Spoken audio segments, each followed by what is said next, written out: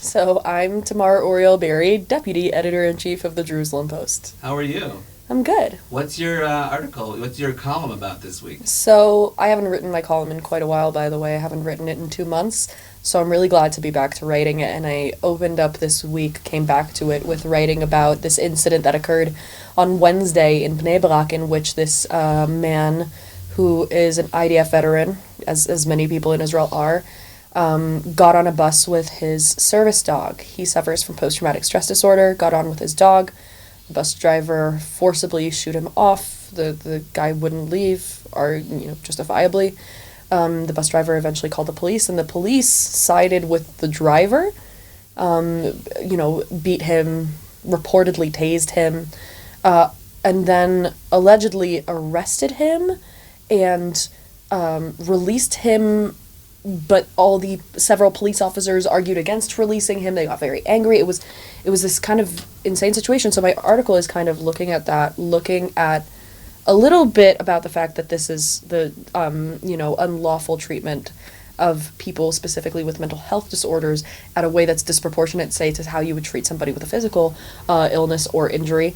And on the other hand, and more prominently, focusing on the fact that police brutality has reached new heights under National Security Minister Tamar Ben-Gvir. Mm-hmm. Do you know if this happened because it was in a Haredi city? Like, because Haredi. There's no particular way of knowing, the police isn't going to release specifically like what religious background the police officers had, but there were police officers who were supposed to be, enforcing justice in the name of the law, who were participating in this. Mm-hmm. So it doesn't seem to be necessarily religiously motivated. Okay. This seems to be a general bias. So people with PTSD, as opposed to people with other disabilities, are not visibly with a disability.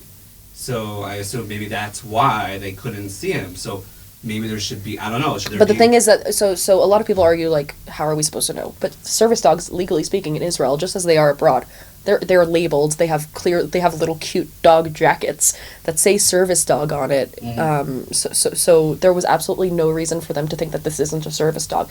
We see plenty of them here in Jerusalem, because also at Hebrew University they have training programs for seeing eye dogs and for service dogs.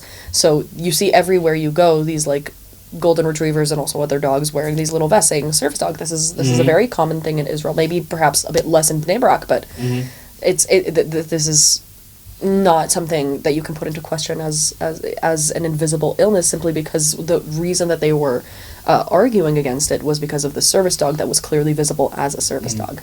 Legally speaking, they do have some kind of like level of identifier, but I think that the more prominent issue here is less.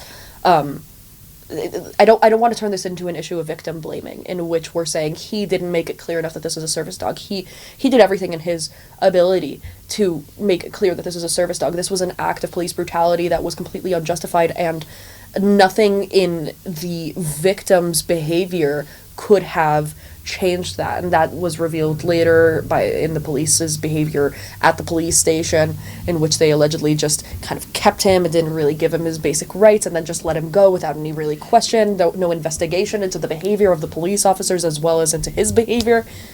Everything here was very not concrete, and we're seeing a lot of that outside of situations that are related to mental health as well. For example, there are a lot of demonstrations in Israel, right wing and left wing, in which the protesters are experiencing extreme police brutality. Haredi protesters have been stomped on the head and dragged by their hair. Ceasefire protesters have been beaten to a pulp, whipped in April.